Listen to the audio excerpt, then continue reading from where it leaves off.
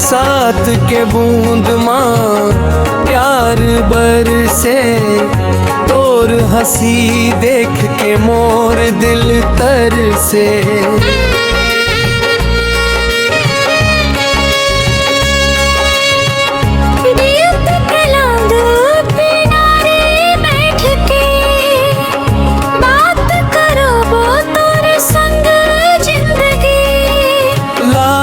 रंग भर वो माया के डोरी, अब टूटे नहीं तोर बिना ये दिल अब जिए नहीं। सजना रे आजा ना करीब, तोर संग जीना मोला लगते नसीब। सजना रे आजा ना करीब, तोर संग जीना मोला लगते नसीब।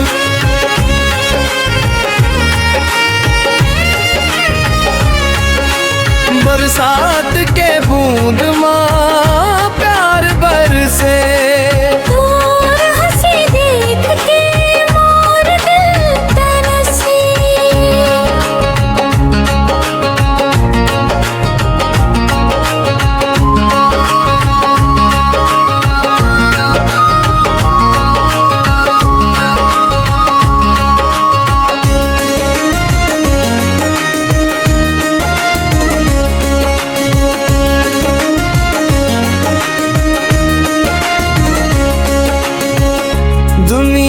चाहे कुछ भी कही दे, मोर दिल तो बस तोला चाही।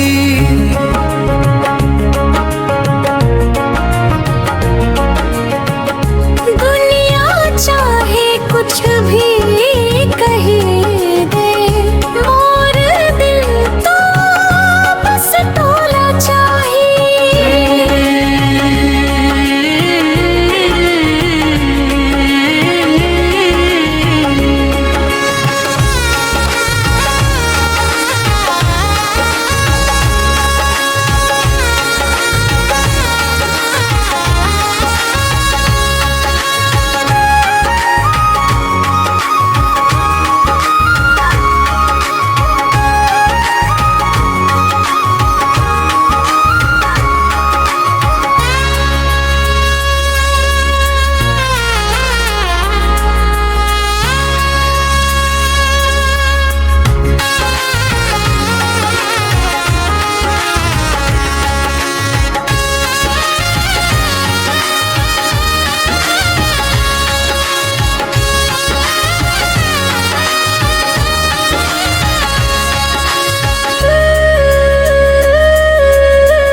चाही न मियार तलते आदर तन, मोर प्यार तोला जिंदगी भर चावे।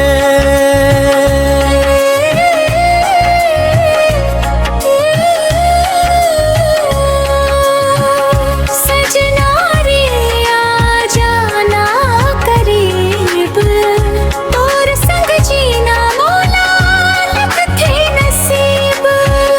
बरसात के बूंद माँ प्यार बरसे, तोर हंसी देख के मोर दिल तरसे।